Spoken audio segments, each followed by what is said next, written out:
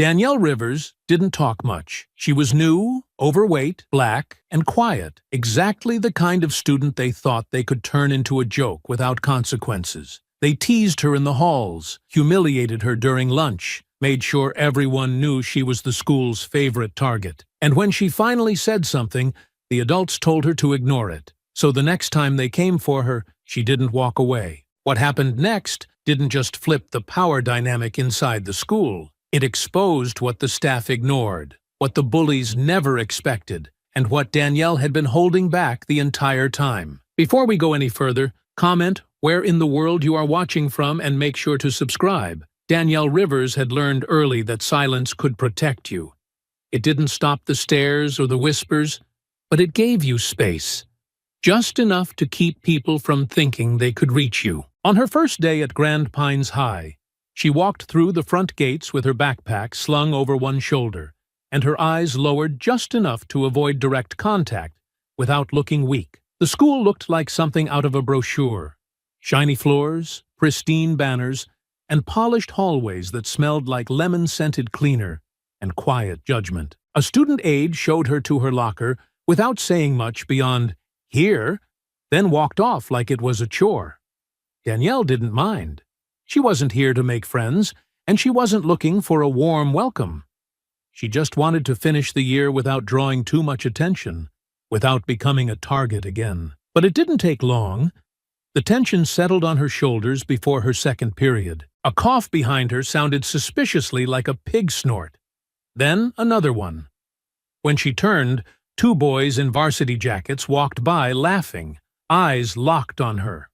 One of them nudged the other. "Careful," he said, loud enough for her to hear. "Earthquake zone." The other chuckled and tossed a sideways glance her way. "She's gonna need a whole new wing just to fit in gym class." Danielle didn't flinch. She kept walking, kept her chin up, and stared straight ahead. But her ears burned. It got worse by the hour. In biology, the girl next to her leaned back and whispered, "Hope that stool's reinforced," before turning to her friend and giggling. Danielle's jaw tightened. She didn't turn her head. She just kept writing. Even as the laughter spread behind her like a slow ripple through the room, she didn't say a word when one of the other girls dropped a candy bar wrapper onto her lap in history class, mouthing, "Oops," like it was an accident. Nor when someone slipped her name onto the lunchroom's dry erase joke board with "Big D extra cheese please" scrawled in red marker beneath it.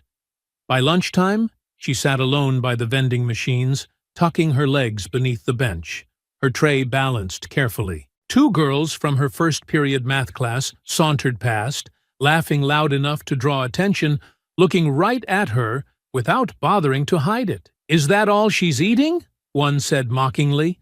"That's not enough to keep her from fainting." "Let her starve," the other replied. "Less wait for the bleachers." Danielle looked down at her food and didn't respond.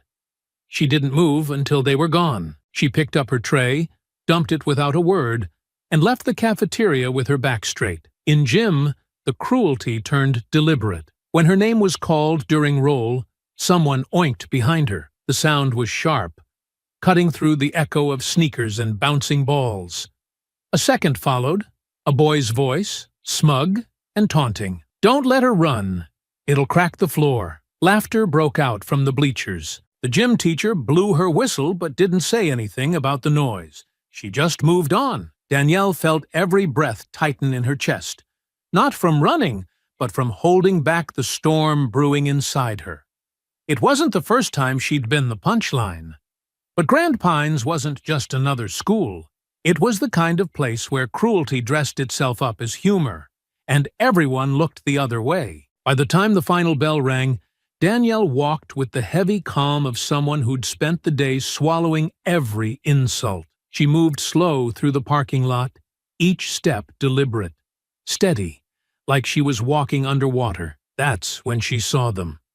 Three girls leaning against the flagpole, their arms crossed, smug smiles painted across their faces, varsity jackets, matching lip gloss, and the look of girls who thought they ran the world. One of them tilted her head as Danielle approached, pretending to look thoughtful. "Think she can fit on the bus?" she said, loud and clear. Might have to get her own, the second girl smirked. Nah, just tie her to the roof like luggage. The third pulled out her phone and snapped a picture without shame. Smile, girl. You're gonna go viral. Danielle didn't stop walking.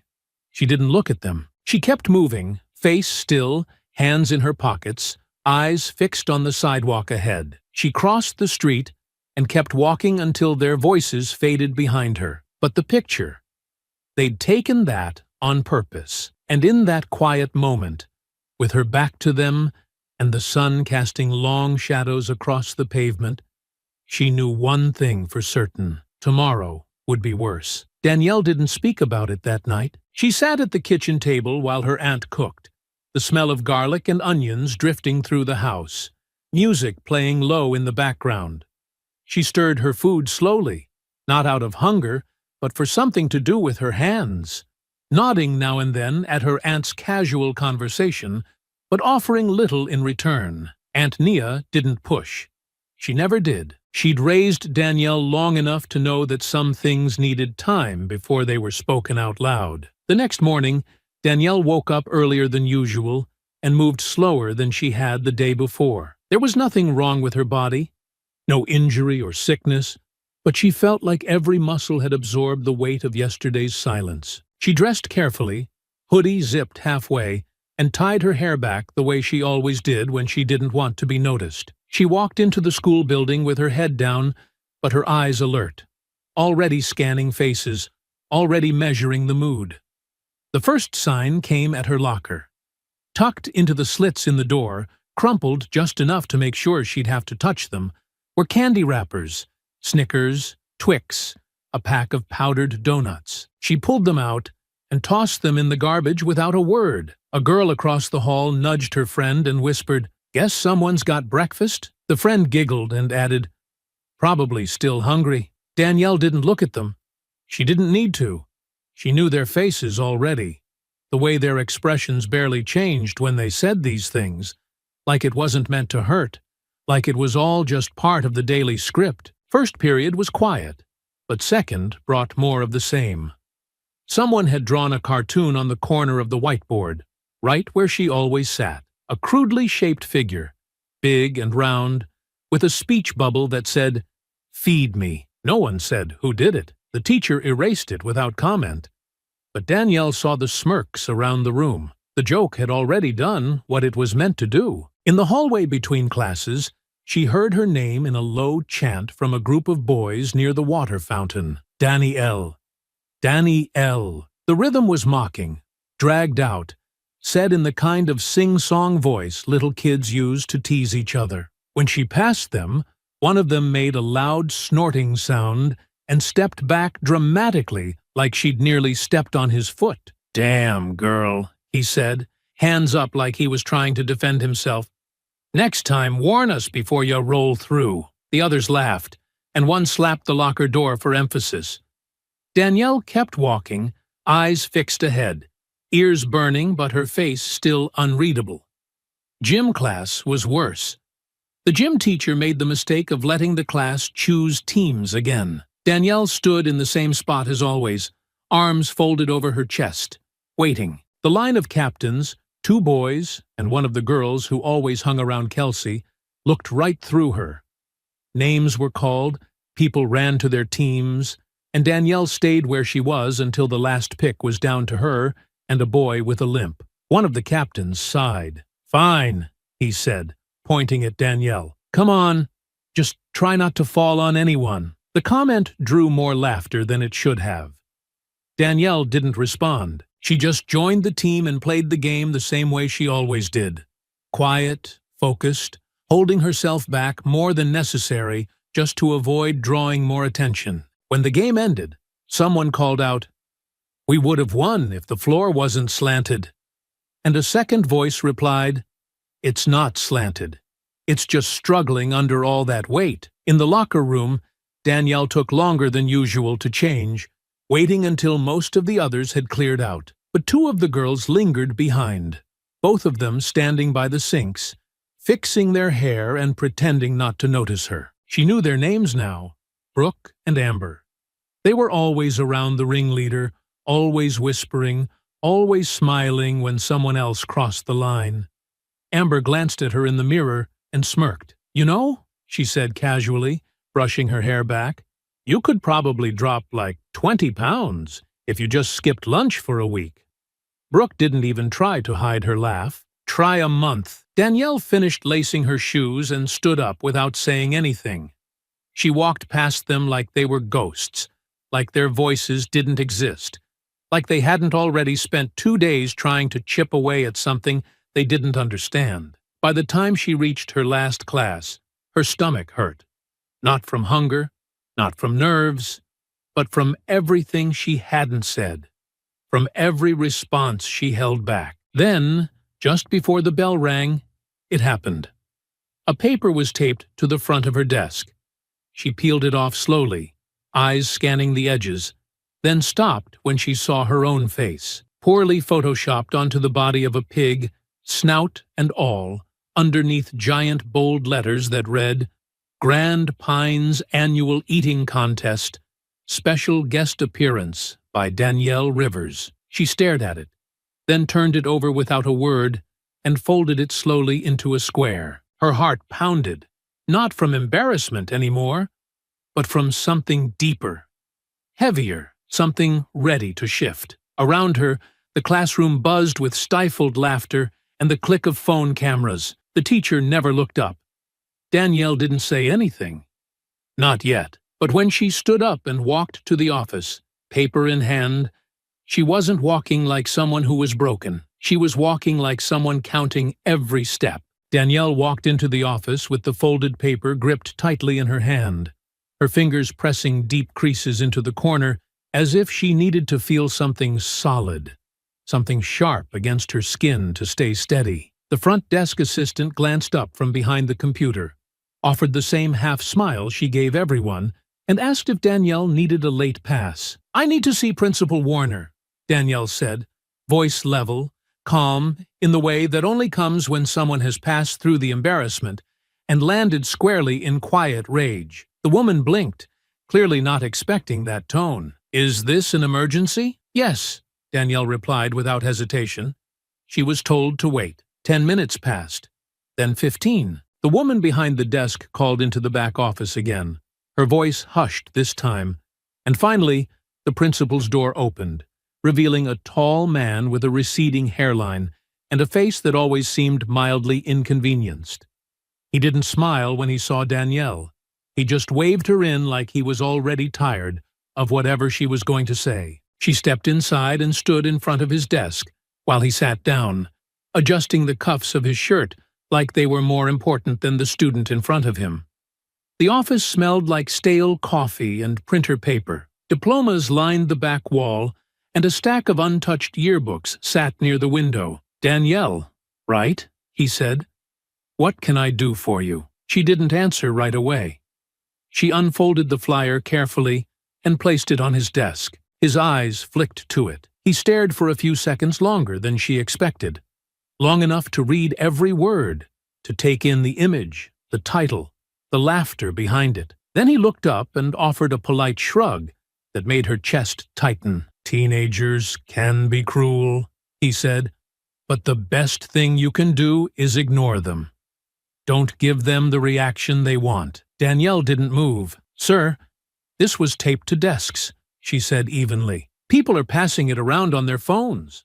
I've been followed, laughed at, and mocked since I got here. This," she tapped the paper, "isn't just a joke. This is targeted. It's harassment." He leaned back in his chair, exhaled loudly, and gestured toward the paper like it was beneath his attention. "I understand it's upsetting," he said, "but part of being in high school is learning how to deal with people who don't always treat you well. If I punished every student who made a joke, this entire school would be suspended." Danielle's fingers curled into fists at her sides, but she kept her voice steady. "I'm not asking you to suspend anyone," she said. "I'm asking you to do something." "I am doing something," he said quickly. "I'm telling you how to handle it. Rise above it, Danielle.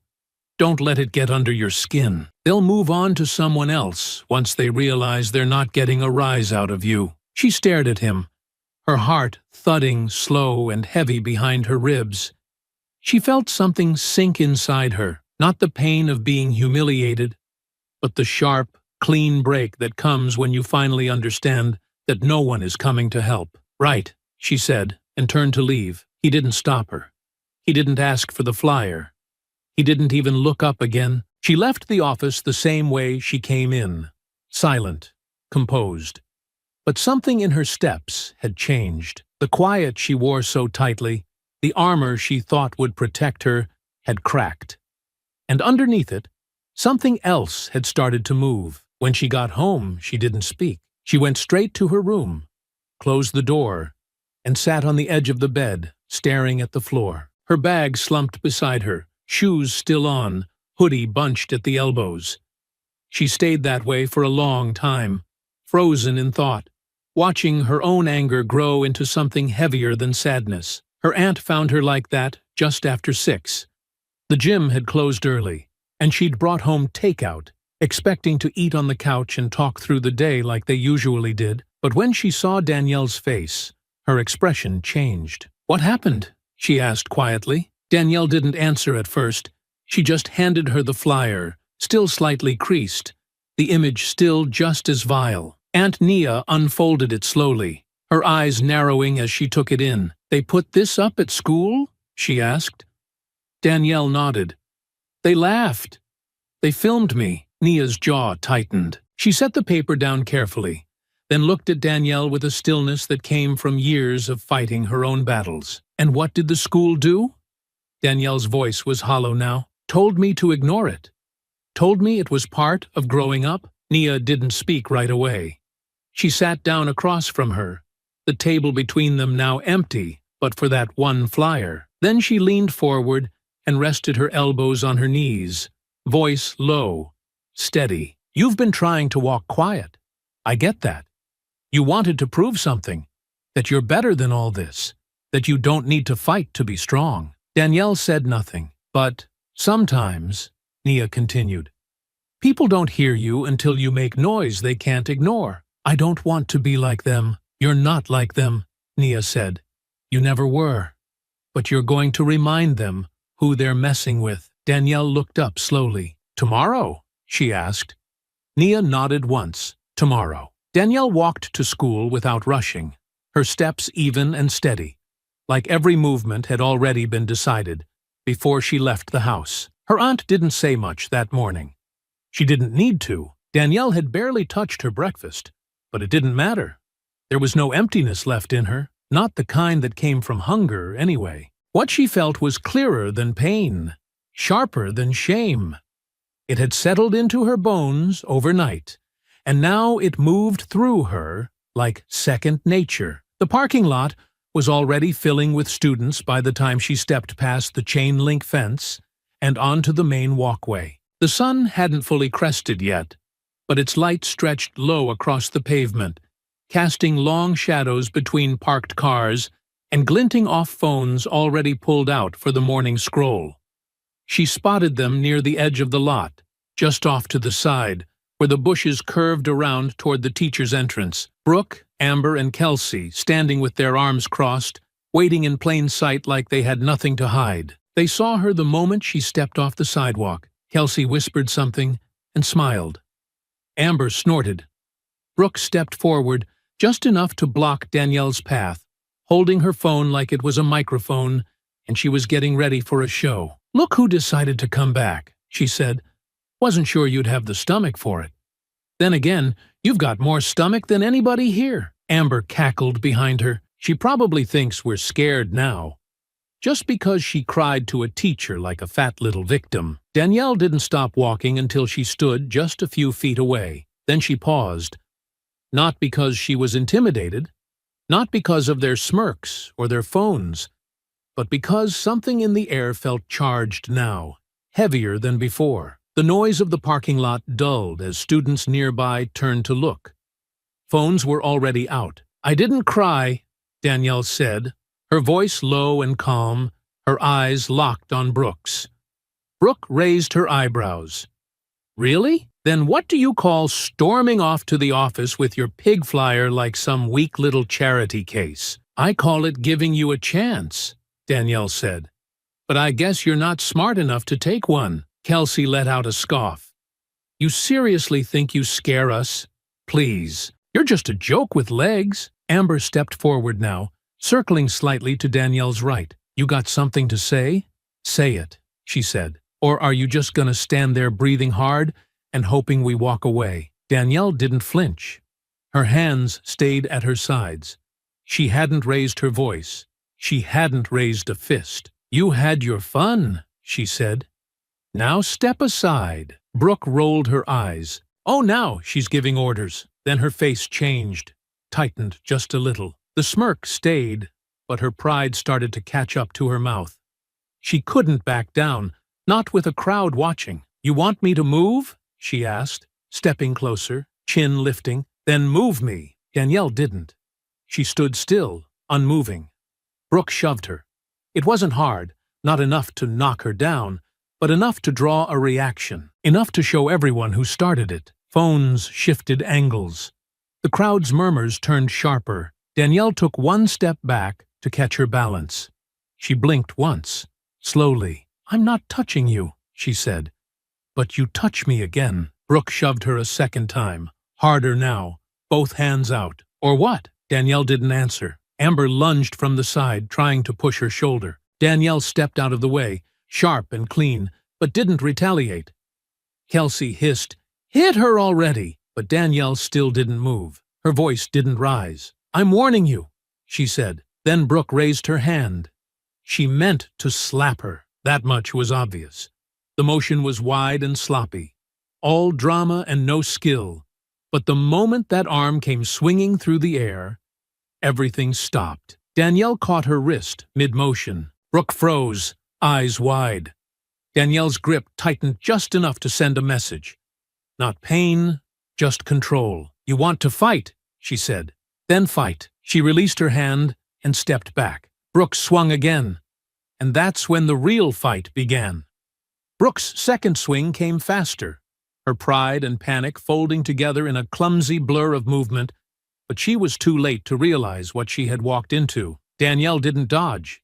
She didn't retreat. She stepped into the arc of Brooke's arm and let her body shift with practiced control, grabbing her elbow and pulling her forward just enough to break her balance before sending a tight, sharp hook into her ribs. It wasn't wild. It wasn't angry. It was deliberate. And it was devastating. Brooke stumbled backward with a sound somewhere between a gasp and a sob, clutching her side as her phone hit the pavement and skidded across the lot. The crowd sucked in air like a single lung, voices lifting as the shock rippled through them. But Danielle wasn't watching them. She was already turning, already catching the edge of movement, as Amber lunged with both hands raised like she was going to shove her again. She didn't get the chance. Danielle's hand flashed up and slapped Amber's arm away with a clean deflection before stepping in and delivering a body shot to her midsection. Tight, compact, all power behind the hips. Amber's feet left the ground for a moment, breath flying out of her in a wheeze as she dropped forward. Danielle stepped back as Amber crumpled beside Brooke, both of them groaning, hands on their stomachs, completely stunned by how fast it had happened. Kelsey was still standing. Her eyes were wide, her mouth open, one hand clutching her phone, the other hanging limp at her side. She hadn't moved until now, frozen between fear and disbelief. Then, like something inside her snapped, she rushed forward in a burst of panicked energy, swinging wild with her bag still on her shoulder, a desperate yell rising from her throat. Danielle didn't wait for the strike to land. She ducked low, sidestepped with smooth footwork, and swept her leg across Kelsey's ankles in one clean motion. Kelsey's feet slid out from under her, and she hit the pavement with a yelp that cut off midair, her back slapping hard against the ground. Her phone flew from her hand. Her bag twisted under her side. She lay there, dazed, chest heaving, face flushed with pain and confusion. All around them, The crowd had pulled into a wide circle, some students frozen, others with phones up and recording every second. No one stepped in. No one tried to help. No one even shouted for a teacher. They just watched, caught in the silent awe that only came when something you thought would never happen had just torn itself into the open. Danielle stood at the center, shoulders steady, chest rising with slow breaths. She didn't shout. She didn't gloat. She didn't chase them down or deliver more than was needed. She stood like she'd just finished sparring at her aunt's gym, controlled, alert, but perfectly calm. The bruises wouldn't come until later. The swelling, the fear, the shame, all of that belonged to the girls on the ground. Brooke tried to push herself up, but her arm shook and gave out. Amber rolled to her side, coughing dryly. Kelsey groaned and clutched her back, wincing like every movement was a reminder of what she never saw coming. Then came the teachers. Two of them emerged from the building at once, shouting for everyone to back away, waving their arms to scatter the crowd. The assistant principal followed close behind, confusion etched into his face as he took in the scene. The three girls on the pavement, the silent students with their phones, and Danielle standing alone, untouched and unbothered in the middle. "What happened here?" one of the teachers demanded. Nobody answered at first. Then someone in the back said quietly, "They jumped her." She defended herself. The teacher looked at Danielle, then at the girls still trying to sit up. The assistant principal stepped forward, his voice tight, trying to regain control. "Danielle Rivers," he said, "come with me. Now." She nodded once, picked up her backpack without looking at the crowd, and walked calmly past them toward the building. No one reached out to stop her. No one blocked her path. Even the ones who had mocked her the day before said nothing now. They moved aside, faces lowered, phones still rolling, but hands trembling slightly. Inside the office, the atmosphere changed. The front desk assistant stood frozen as Danielle walked in with the assistant principal behind her. The secretary's eyes flicked down to the bruises blooming across Danielle's knuckles and said nothing. They led her into the same room as before. Principal Warner was already waiting. He looked up from his computer as the door opened, his expression flat but tight at the corners. "Sit down," he said. Danielle did. "I'm told you were involved in a fight," he said, opening a folder that hadn't been touched. "I was attacked," she replied. "I defended myself." He didn't respond immediately. He looked down, pretending to read something, then finally met her eyes. "You're suspended," he said, "pending a full review." Danielle didn't flinch. "Okay." Outside that room, the footage had already left the school grounds. It was bouncing from phone to phone, being uploaded, shared, commented on, replayed. No one had edited it. No one needed to. The images were clear. Danielle standing still while Brooke shoved her, Amber charging with both hands, Kelsey flailing wild, and then all three of them dropping one by one in the span of seconds. Danielle didn't know any of that yet. She just sat still in the chair, staring forward, unshaken. For the first time since she arrived at Grand Pines High, the silence around her didn't feel heavy. It felt earned. By the time Danielle stepped out of the principal's office with her suspension letter folded neatly in her pocket, the video had already spread far beyond the school's walls. Someone had uploaded it before first period even began, captioned with a simple line, "She warned them." It wasn't edited or cut for drama. There were no filters, no sound effects, no slow motion, just shaky footage from 3 angles, showing a group of girls surrounding one student, making threats, throwing the first shove, and then hitting the ground one after the other, clean and hard, under hands that never moved with panic, only purpose. The comments came fast. Why did they press her first? She told them not to touch her. This ain't a fight. This is a defense class. Students who'd stayed quiet for weeks now had something to say.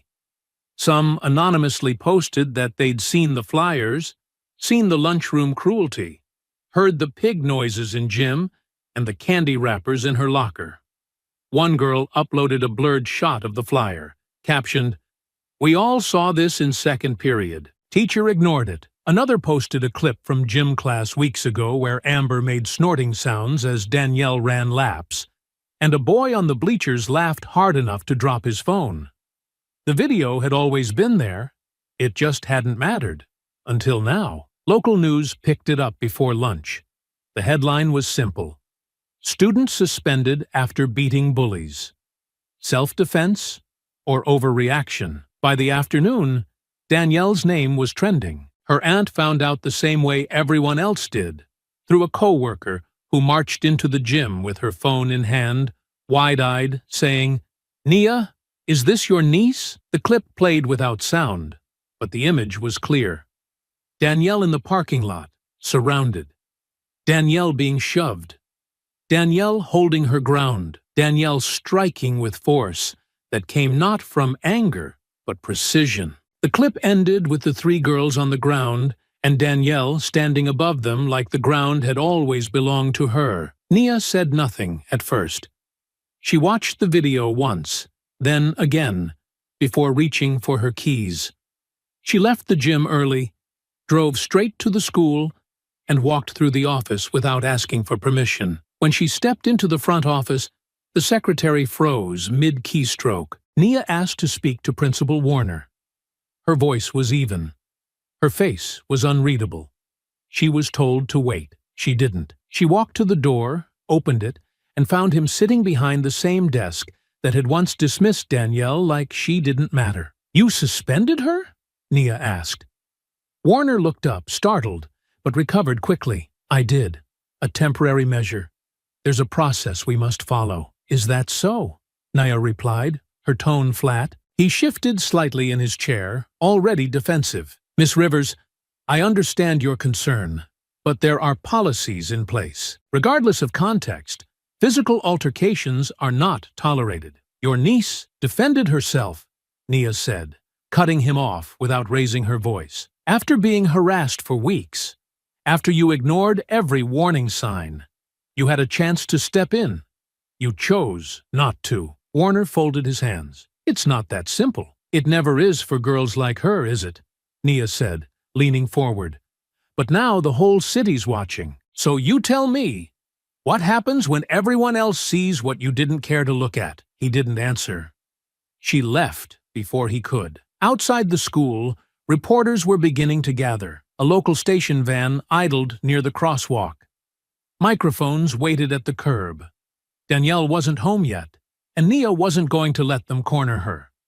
She issued a short statement to one camera. Nothing dramatic, just clear. She asked for help. She was told to toughen up. She was mocked, attacked, humiliated. Then she stood her ground. Now everyone wants to talk. Good. Let's talk. That was all it took. Parents started calling the school board. Some were angry that their children had been present. Others wanted answers about the flyer, the taunting, the teachers who stood by. One mother said her son came home crying, not because of the fight, but because he realized he had laughed along with it weeks before and didn't stop it. By the end of the day, the district had released a formal statement. "We are reviewing the incident and all surrounding reports. Student safety is our highest priority." But no one believed that. Teachers started whispering in the break room. One counselor told a colleague she'd flagged the bullying weeks ago, and nothing was done. A substitute teacher admitted she saw wrappers being thrown in the cafeteria and chose not to escalate. The silence was cracking, one person at a time, because now the story had witnesses. Now there was proof. Danielle stayed home the next day. She sat at the kitchen table with her aunt, phone off, eyes focused on the window, while the world spun around her name. She didn't speak much. She didn't need to. Every message that came in, every headline, every reposted video told the story louder than she ever could. Nia passed her a plate and said simply, "Eat. You've got to keep your strength." Danielle nodded and picked up her fork. Outside, the world had started to notice her. Inside, for the first time in a long while, She felt still. The calls didn't stop after the first day. They came in waves, some from reporters, some from strangers, but more and more from parents. Some furious, some apologetic, others demanding to know why their kids hadn't said anything sooner. But beneath the noise, something else had begun to take root, a slow unraveling inside the school, quiet and careful, but spreading like a crack in glass. Teachers who had stayed silent were now being questioned. Screenshots and videos from previous weeks started surfacing. And in the center of it all, Danielle's name kept rising, no longer as the girl who got mocked, but as the girl who finally fought back. The school board announced an investigation. The superintendent scheduled interviews with staff and students. A quiet internal audit began behind closed doors. It wasn't a confession. It was a shield, a way to say they were doing something before they were forced to admit how much they had ignored. But not everyone was interested in reflection. Late Saturday morning, Nia opened the door to find two women and a man standing on her porch, their faces tight with anger and eyes already scanning the house like they were looking for something to blame. She knew their type before they even opened their mouths.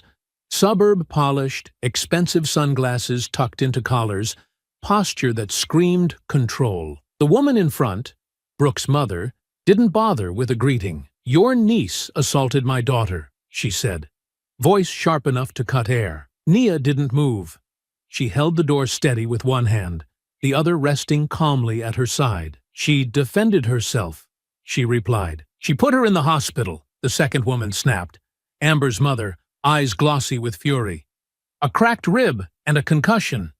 You think that's just defense?" The man, Kelsey's father, stepped forward, voice deeper but no less pointed. "She's lucky we haven't pressed charges." Behind them, a car idled in the driveway.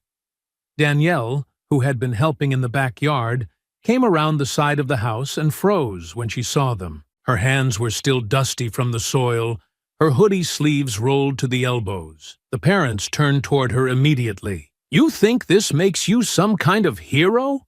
Brooke's mother demanded. "You attacked 3 girls in front of the whole school.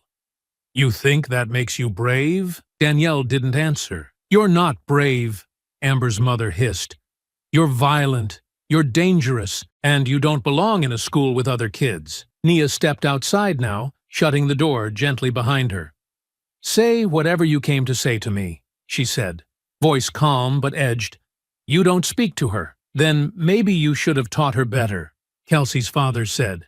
"Instead of teaching her how to fight like a street thug." "She knows how to protect herself," Nia said, "because girls like yours have been taught how to humiliate without consequences." Brooke's mother shook her head. "You don't get to spin this. You raised a bully. And now everyone thinks our girls are monsters. They made themselves monsters," Nia replied. "Danielle didn't put those flyers up. She didn't throw wrappers in lockers or mock people in gym class. She didn't start filming and laughing when someone was hurting. All she did was stop pretending she could take it." "You should be ashamed," Amber's mother spat. "If it were my daughter who'd done that to someone, I'd drag her to every house in town to apologize." Nia took one step closer. "If your daughters had apologized instead of escalating, this never would have happened. But they pushed. They shoved. They swung first. And now you're here trying to rewrite it. You think this ends well for her?" Brooke's mother asked. "This attention won't last. People forget, but our daughters will remember, and so will we." Danielle, who had remained still the whole time, finally spoke. "Good," she said.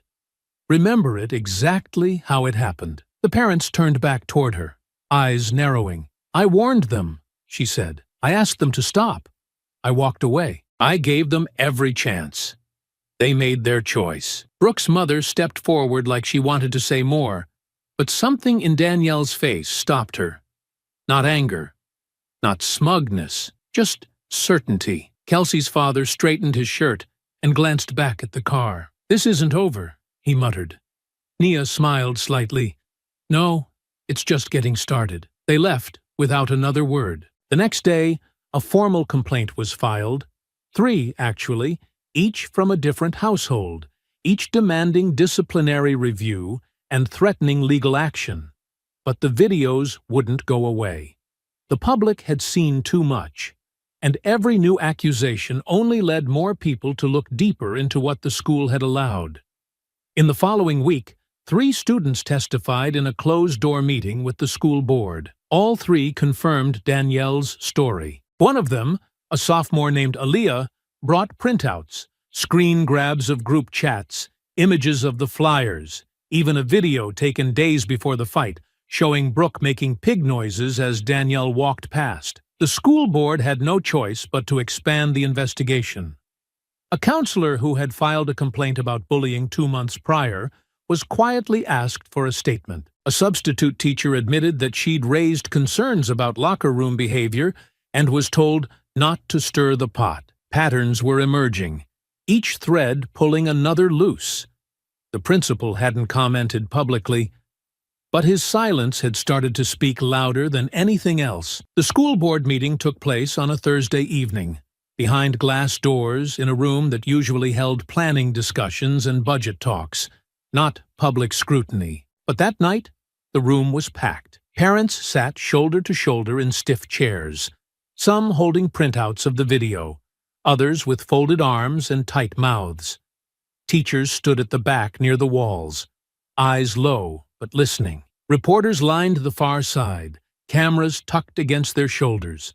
And behind the board members' polished table, Superintendent Latham cleared his throat, adjusted his papers, and read from a prepared statement. "We are here," he said, "because our system failed to protect a student." No one interrupted. The week leading to the meeting had been relentless. Evidence piled up faster than they could respond. Students submitted statements describing what they'd seen and heard.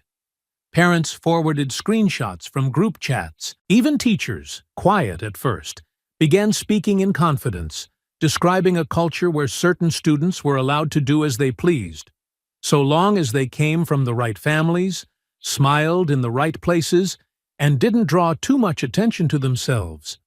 A senior math teacher admitted that complaints about Brooke and her circle were dismissed at staff meetings. A janitor turned in a stack of confiscated flyers he'd collected from the bathrooms over 2 weeks, unsure at the time what to do with them, but now relieved he hadn't thrown them away. The board didn't make a dramatic announcement that night.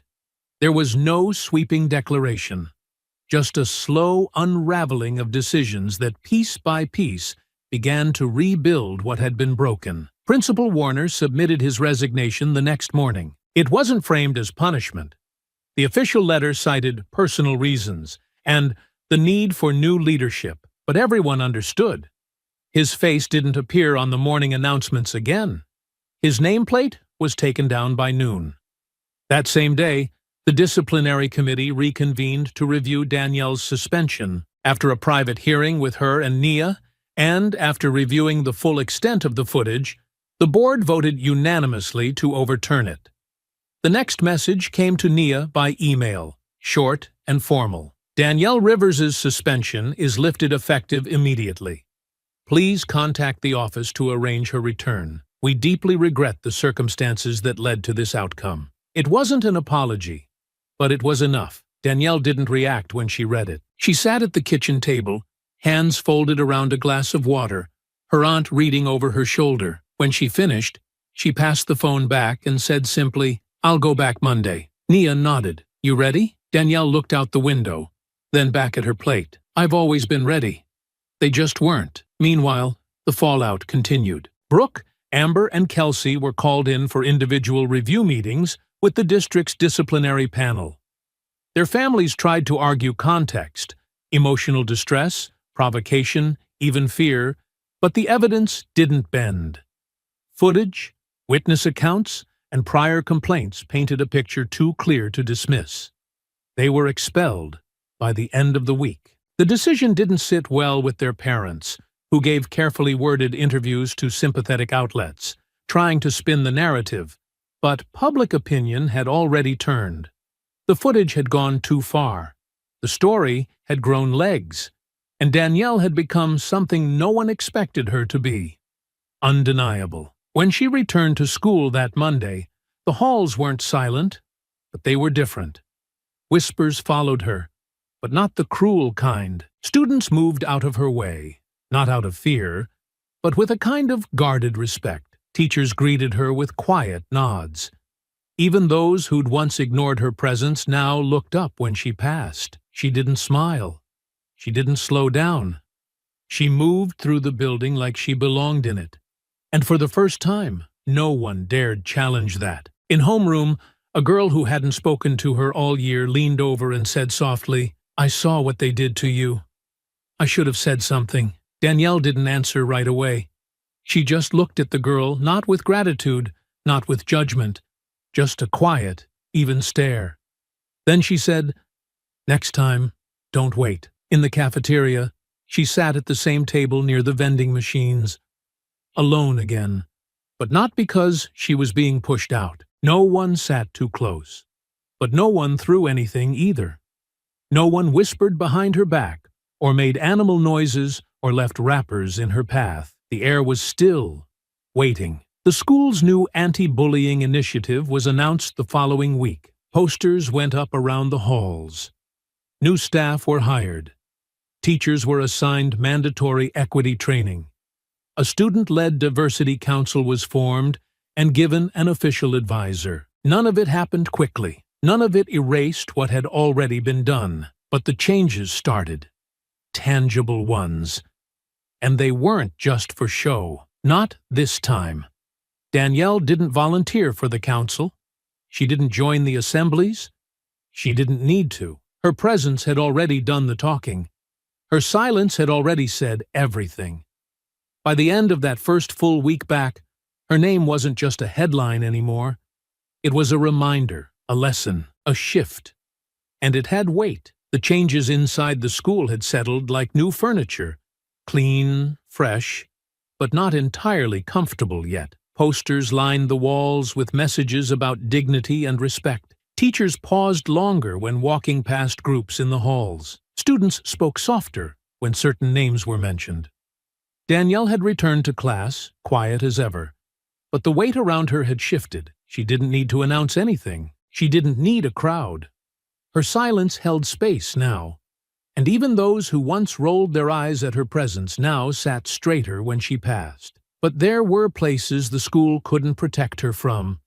It happened on a Thursday, just past 4 o'clock, when most students had cleared out, and the parking lot had emptied down to a handful of cars. Danielle had stayed late working on a project with her biology teacher. When she stepped out the side exit, the wind had picked up, and the clouds were already settling low, stretching gray across the sky, in a warning that matched the knot forming slowly in her chest. She didn't hear them right away, not until she reached the sidewalk and passed the side fence, halfway between the gym and the staff lot. That's when the voice cut through the air, sharp and familiar. "Well, look who's still walking around like she's something." Danielle stopped mid-step. Brooke stood leaning against the metal fence, arms folded, expression tight with something far darker than mockery. Amber and Kelsey flanked her, hoodies up, posture tense. Their clothes were different now, no more uniforms, no more polished appearances, but their eyes burned the same. This wasn't a performance for attention. This was personal. Danielle stayed where she was, facing them. "You know," Kelsey said, stepping forward with her hands still in her pockets, "we gave you a warning. But you just had to keep walking around like a queen." "I'm not the one who came back to a school I don't belong to," Danielle said, voice steady, eyes locked. "You don't belong here either," Amber snapped. "Just 'cause they're scared of you now doesn't mean you deserve it." "You came here to say that?" Danielle asked. "No," Brooke said, stepping in now. "We came here to shut you up." And that's when they moved. Brooke lunged first, swinging low with an open hand slap that was meant to catch Danielle by surprise. But Danielle had seen it coming. Not just in her stance, not just in Brooke's clenched jaw, but in the way the three of them spread apart, like they were setting a trap they didn't know she could read. She ducked under the swing and pivoted out of reach, her hand rising not to punch, not yet, but to block Kelsey's shoulder as she tried to rush from the side. They weren't coordinated. They weren't fighters. They were angry and sloppy and full of resentment. But this time, they didn't hesitate. Amber came next, trying to grab her by the arm, and Danielle turned, pulled free, and delivered a blow to the ribs that sent Amber stumbling backwards into the fence with a choked cry. Brooke swung again, but Danielle caught her wrist and twisted, forcing her downward before pushing her away. Kelsey tried to tackle her, screaming now, but Danielle sidestepped and let her momentum carry her straight into the pavement. It wasn't a fight anymore. It was a message. They didn't care who saw. They just wanted revenge. But Danielle wasn't the same girl who walked through the parking lot with her head down, hoping to be ignored. She wasn't quiet anymore because she was scared. She was quiet because she didn't need noise to prove who she was. Brooke lunged again, wild with frustration, and Danielle met her with a straight punch to the jaw. Brooke dropped. Amber stayed down, still wheezing. Kelsey tried to rise, but Danielle stepped closer, standing over her. "Don't get up," she said. "Not unless you want it worse." For a second, no one moved. Then the silence broke, with the sound of a car door slamming in the distance and footsteps approaching fast. A teacher who had stayed late stepped out from behind the gym doors, eyes wide as she caught sight of the scene. Her voice rose sharply across the lot. "Stop. All of you. Don't move." Danielle stepped back immediately, hands open, breathing hard, but still in control. The girls didn't say anything. They didn't try to explain. They just sat where they fell, bruised and breathing heavy, while the teacher pulled out her phone and called the office. Security arrived first, then an assistant principal. Then, a few minutes later, the school resource officer. Questions were asked. Notes were taken. Names were written down. Danielle didn't raise her voice. She told them what happened. She didn't try to embellish. She didn't try to soften it either. The officer looked at the other girls, then back at Danielle, then down at the scraped pavement and the bruises starting to show. "This isn't a school issue anymore," he said. "This is going to be police business." Danielle didn't blink. "Okay," she said. It wasn't the first time they'd tried to break her. But now, someone else would be writing the report. The police interviews started that same evening, first at the school, then at the station. No one was taken in handcuffs, but it was clear from the way the officers spoke that this was no longer being handled as schoolyard drama. Danielle sat in a private room with Nia beside her. The officers' questions measured but firm, each one repeating the timeline, the location, the number of people, the words exchanged before the first swing. Danielle answered every question without hesitation, without rushing, her tone level and her gaze steady. Nia didn't interrupt, didn't offer input unless asked. She just sat with her arms folded and her eyes fixed on the officer, like she was taking mental notes of every sentence spoken. The officer closed his notebook after an hour. "You're not under investigation," he said. "From the footage and what we've gathered so far, you acted in self-defense again. But this time it's different. They were expelled. They came back. That makes this criminal trespassing at minimum." Danielle nodded slowly. "I didn't go looking for them." "We know," the officer said. "But now they've crossed a different line." Across town, another conversation was unfolding.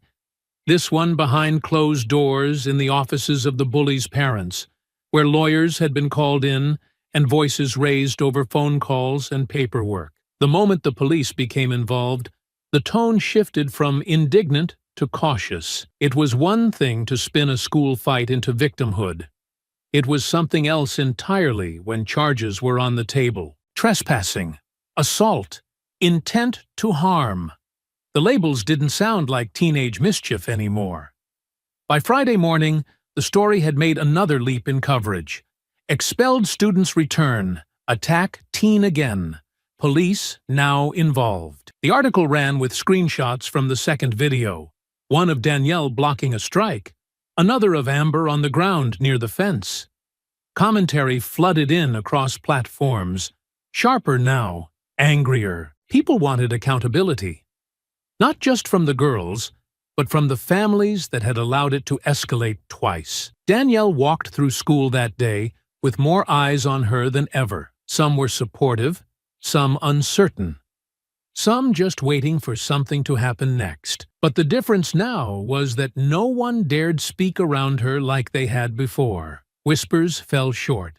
Phones stayed lowered. The students who once circled her to mock now gave her space, not out of fear, but because the balance had changed, and everyone could feel it. In third period, the teacher paused the lesson briefly to make a comment that wasn't in the textbook. "I just want to say," she began carefully, "that we should be thinking about what we allow to go unchecked. That silence isn't neutral. It's permission." She didn't say Danielle's name, but no one had to ask who she meant. By the end of the day, Danielle was called to the office, not by the principal, but by a member of the district's legal team who had come in to oversee next steps. She entered a small meeting room with her aunt, who had arrived minutes before, and sat across from two officials, one from student safety, one from compliance, both looking tired but serious. They spoke for almost an hour, asking for details that the police had already taken, but wanting their own version for internal records. There was no suggestion of punishment this time, no mention of suspension or code of conduct violations, only confirmation of the timeline, of who had said what, of how Danielle had responded, and when. "We want to make sure you feel safe returning to campus," the woman from student safety said. "I'm not scared of them," Danielle replied. "No," the woman said, her voice softer now, "but it's our job to make sure you don't have to be." Outside that room, the school board had already started discussing what additional measures would need to be taken. The former principal's name resurfaced, questions about what signs he ignored, what patterns he failed to report. An internal audit revealed missed warning signs, dismissed staff concerns, and records of complaints that had quietly disappeared from files. Meanwhile, the police department submitted their report to the district attorney. 3 separate charges were filed, one for criminal trespassing, one for attempted assault, and one for conspiracy to cause harm on school grounds. The words sounded heavy in court language, but they matched exactly what the second video showed. Danielle didn't cheer when she heard the news. She didn't smile. She sat at home with the report open on her aunt's tablet, reading through the language slowly, making sure she understood every word. "They're going to have to stand in court now?" she asked. "Yes," Nia said. "There'll be a hearing." Danielle nodded. Good. There was no celebration, no sense of victory. Just the stillness that came with finally being believed. Outside, the air had started to shift. The same students who once avoided eye contact had begun to speak. Not to Danielle, always, but around her, carefully, like they were testing how to exist in this new climate, where silence wasn't an option and cruelty didn't stay hidden. One student left a note on Danielle's locker that said, "We saw it. I'm sorry it took this long." She didn't respond. She didn't need to. The damage had been done. But so had the change. And it wasn't done yet. The hearing date was set for the following month, but the fallout started much sooner. The girls' families, once loud in their defense, had gone quiet after the charges were announced. The press releases stopped. The social media posts were deleted. Even their lawyers began advising a different tone. Less blame, more regret. But the damage was already done. The second video had erased any doubt that lingered after the first. Whatever story they tried to spin now sounded like noise. Danielle still went to school every day, just as she had before. She walked the same halls, sat in the same classrooms, kept her head level and her voice measured. But the conversations around her had shifted again. Not just about her, but about the school, the district, and the long list of questions nobody could keep ignoring. A local advocacy group began organizing meetings with parents. Students started writing essays for their English classes on school accountability, on bystander silence, on how culture is shaped not just by rules, but by what gets overlooked. The district superintendent called a press conference midweek, standing stiff in front of the same podium that had once been used for announcing sports achievements and honor roll updates. This time, the subject was different. "We failed to act swiftly," he said, "and because of that, a student was harmed multiple times on our watch. Moving forward, we are implementing a third-party review of all harassment complaints filed within the last 3 years. Every unresolved issue will be reopened, and every failure to follow procedure will be addressed." It wasn't a complete apology, but it wasn't a deflection either. And that mattered. The next day, Danielle was pulled into another meeting, this time at the district office. Nia came with her, like always. They sat across from a new face, a compliance investigator from the county office, sent in to handle the legal crossover now that the situation was straddling both education and criminal codes. "We're not here to ask the same questions," the investigator said. "We're here because your name's been tied to something much bigger than a fight." Danielle didn't react. She just listened. The investigator continued. "Your school had complaints about bullying that never reached our department. We have reason to believe some of those records were buried or ignored, and you're not the only student who was targeted." Danielle's eyes narrowed slightly. "So what happens now?" "We build a case. We interview more students. We find out how deep this goes." Nia leaned forward. "And what do you need from her?" "Nothing she hasn't already done," the investigator said. She spoke up. She told the truth. That's more than most people manage. Later that evening, Nia got a call. This time not from the school, not from a reporter, but from Brooke's father. He didn't yell. He didn't threaten. He asked for a meeting. "We need to talk," he said. "Not about the girls. About how this ends." Nia agreed to meet, but not in private. They sat outside a cafe 2 blocks from the gym, in full view of anyone passing by. Danielle didn't attend. She didn't need to. This wasn't her conversation. He came alone. Suit jacket slung over his shoulder, face drawn with exhaustion. He didn't touch the coffee he ordered. He didn't look Nia in the eye for the first few minutes. "We're not trying to avoid accountability," he said. "We just want to keep things from getting worse." "They already did," Nia said. "Your daughter put her hands on mine twice." "She made a mistake," he said. "She made a choice," Nia replied. "And so did you. Every time you ignored who she was becoming." He leaned back and rubbed his face. "Lawyers are telling us to go for a deal. Plead out, reduce the charges. But I wanted to ask, off the record, what it would take to make this right." Nia shook her head slowly. "You're too late for that kind of talk," she said. "This isn't about revenge. It's about truth. And the truth needs to run its course." He nodded, defeated. "Then I guess we're going to court." "You are," she said. "But Danielle's already won." The next morning, word spread that Brooke's family had offered a formal apology through their attorney. It was tight, legal, full of polished phrasing, regret for the events that transpired, acknowledgement of harm caused, intent to cooperate moving forward. But it wasn't received the way they hoped. The community had seen too much, and they weren't ready to forgive packaged statements. Danielle read the letter once, then handed it to her aunt without comment. Nia asked, "What do you think?" Danielle shrugged. "They're not sorry. They're scared, and she wasn't wrong." At school, teachers started bringing in outside facilitators to lead classroom discussions. Students talked openly about what they saw, what they let happen, and what they didn't want to repeat.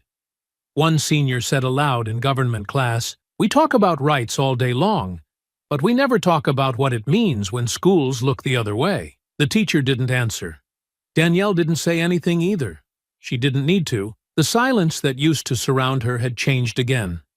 Now it wasn't a tool used to shrink her. Now it was a space she controlled. The courthouse date settled into the town's calendar like a storm warning. Visible, looming, and impossible to ignore. The courthouse date settled into the town's calendar like a storm warning.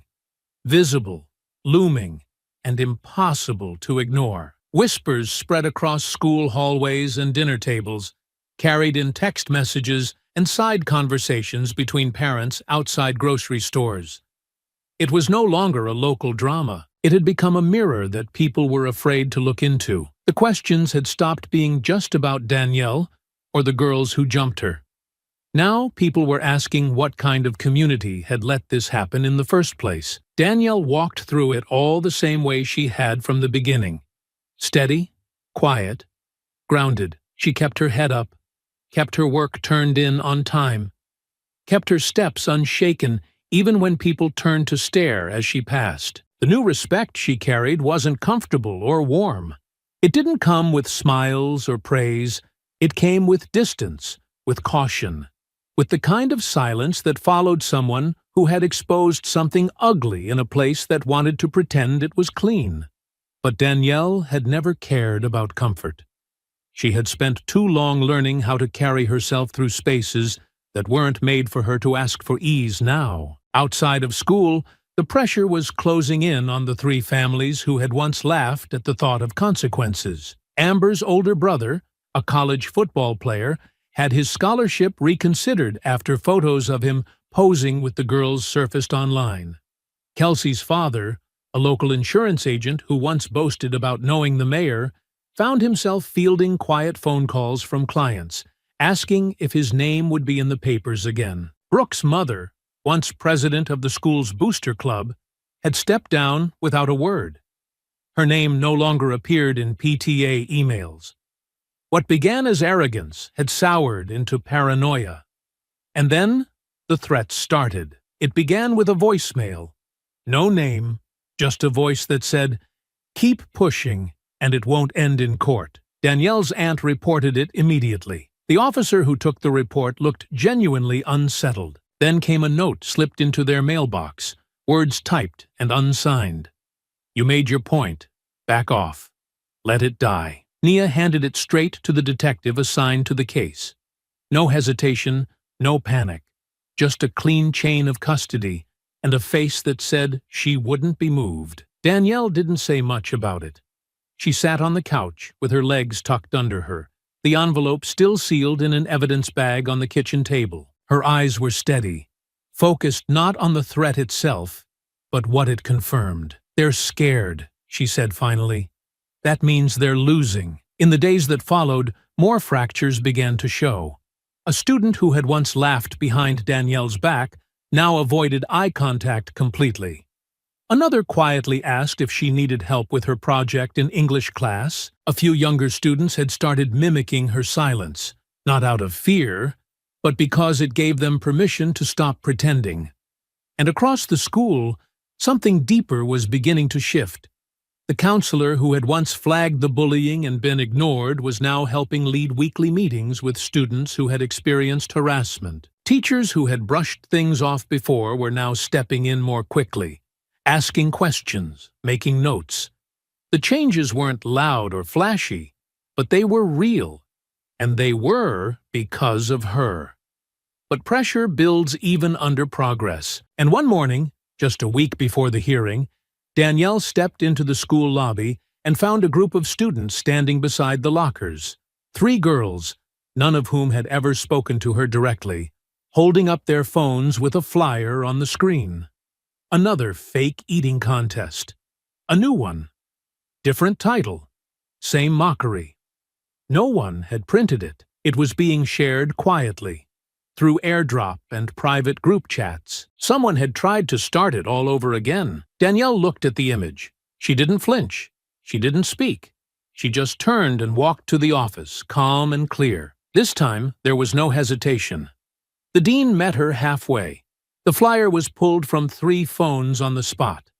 The student responsible, an underclassman from another grade, was suspended before 3rd period ended. And within 24 hours, the district released a statement calling the incident part of an ongoing effort to intimidate a student engaged in legal proceedings, and promising full cooperation with law enforcement. Danielle sat in the back of the library when she heard about the suspension. Her shoulders didn't move.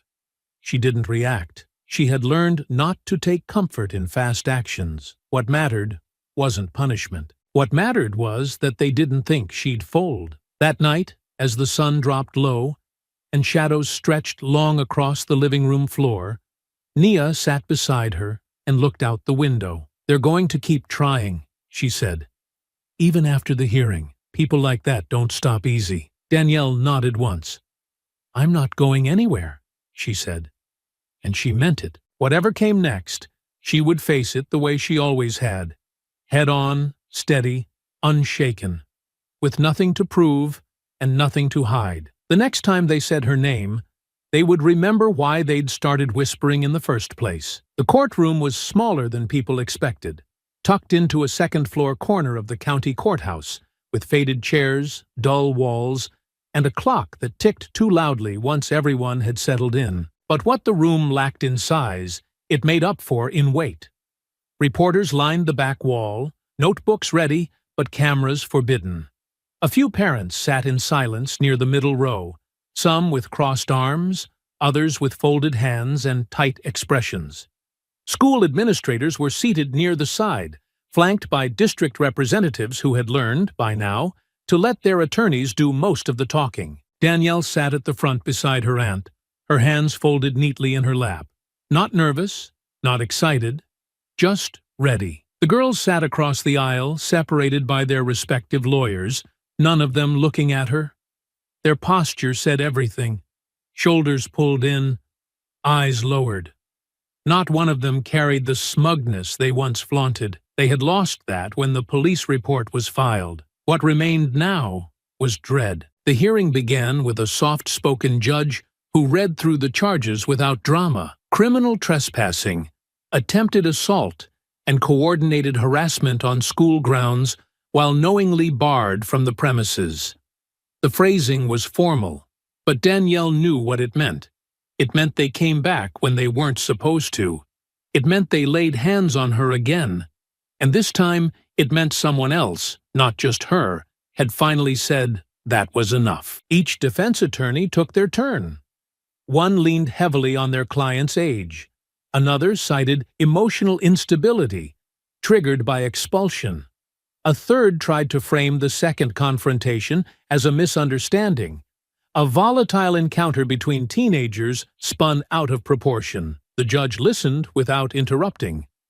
The room held its breath without moving. Then came Danielle's turn. She didn't take the stand to cry. She didn't take it to lecture. She spoke clearly, without rushing, answering every question with the same calm she had shown in every hallway, every meeting, every video that had gone viral before anyone learned her name. She described the first flyer.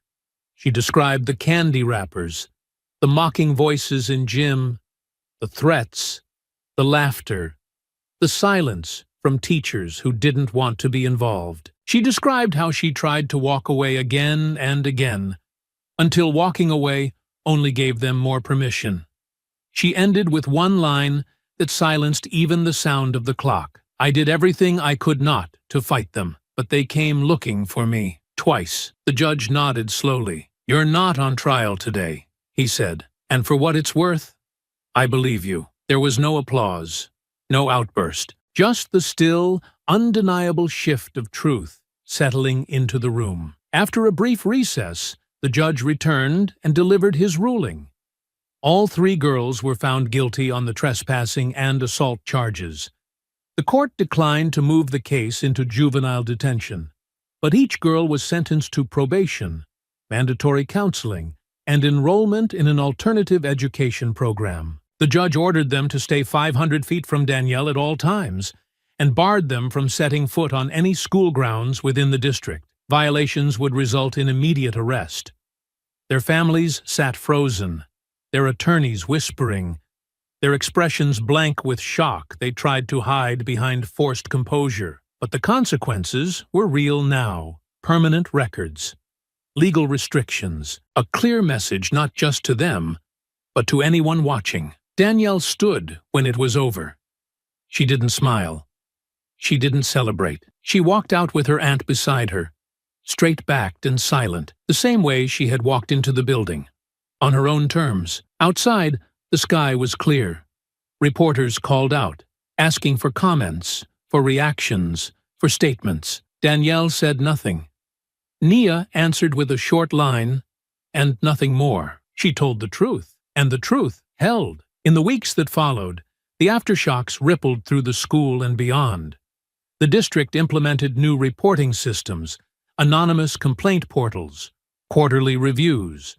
A full-time equity officer was hired. Teachers began receiving training they should have had years ago. The old culture of letting things slide, of looking the other way, didn't disappear overnight, but it started to lose its footing. And Danielle, the girl who had once been mocked behind her back and ignored when she spoke, became the name people mentioned when they talked about change, not as a symbol, not as a cautionary tale, but as the girl who stood up, held her ground, and didn't flinch, even when it was easier to stay quiet. She didn't ask for attention, but she got it, and now nobody could take it back. It didn't happen all at once, but the silence around Danielle changed shape after the hearing. Where it had once closed in on her like a wall, now it followed her like a boundary people knew not to cross. She still walked the same hallways, passed the same lockers, sat in the same classrooms, but the energy that once met her at every turn, mocking glances, whispered jokes, long stares filled with judgment, had gone quiet. Not because people had suddenly become kinder, but because they had been forced to see her, not as a stereotype, not as a target, but as someone who had endured everything they threw at her and stayed standing. The school adjusted around her, bit by bit. Some teachers changed the way they moved through the building. They lingered longer in the halls between periods. They watched more closely during lunch. They called things out that they used to let pass. Students noticed. Conversations shifted. Some still didn't say anything, but now it was hesitation, not apathy, that held them back. Danielle didn't talk much about the trial once it ended. She didn't bring it up in class, or answer questions from kids who wanted details after staying quiet all semester. She let her silence say what needed to be said. Her presence alone was reminder enough. But there were moments, small ones, where the change felt real. Like the day she found a handwritten note inside her locker, folded in half, with neat blue ink on lined paper. It wasn't signed, just a message. You made me realize I was part of the silence. I won't be again. She didn't know who wrote it. She didn't try to find out. She tucked it into her bag and kept walking. At home, life settled into a steadier rhythm. Her aunt still ran the gym, still came home with chalk on her hands and soreness in her shoulders. But now there was something new in the way she looked at Danielle. Pride that had always been there, now tempered with a kind of respect that was no longer just protective. Nia had taught Danielle how to fight with her hands, but Danielle had taught herself how to fight without ever needing to strike first. Some nights, they sat on the porch without talking. The quiet between them, comfortable now, stretched out over the low hum of traffic and the occasional sound of neighborhood kids riding their bikes down the block. One night, after the weather turned warm again, Nia handed Danielle a cold bottle of water and said, "They'll write about you one day." Danielle took the bottle, twisted the cap, and took a long drink before answering. "They already did," she said. "But they didn't know me then," and she was right. The people who had written headlines, posted clips, left comments, they'd seen a girl fighting back, standing her ground, refusing to be humiliated. But they hadn't seen the days before the camera came out. The weight of holding it in, the nights of wondering if it would ever stop, the bruises no one bothered to look for, the strength it took to show up anyway. Now, they knew. As for the girls, Brooke, Amber, and Kelsey, their lives had taken a sharp turn. They were no longer welcome at Grand Pines or any school in the district. They were transferred to an alternative program far across town, stripped of their social standing, their reputations tarnished beyond quick repair. College applications would ask about their record. Job interviews would pull their names from search engines and see the articles. They weren't just suspended anymore. They were known, and for the first time, they would have to live with the weight of being watched. Danielle didn't celebrate their downfall. She didn't need to. She had learned that justice wasn't about revenge. It was about balance. And now, finally, the scales were beginning to settle. Near the end of the semester, she stood outside the school building one afternoon, waiting for her aunt to pick her up. The sun hung low in the sky, spilling gold across the sidewalk, casting long shadows behind her. A group of younger students passed by, freshmen maybe, laughing about something she couldn't hear. One of them turned, looked at her, and said quietly to the others, "That's her." They kept walking. No jokes followed, no laughter. Just that one sentence, spoken with something close to awe. Danielle watched them go, then looked down at the steps beneath her feet. This place hadn't changed completely. It might never, but she had. And they all knew it. I hope you enjoyed that story. Please share it with your friends and subscribe so that you do not miss out on the next one. In the meantime, I have handpicked 2 stories for you that I think you will enjoy. Have a great day.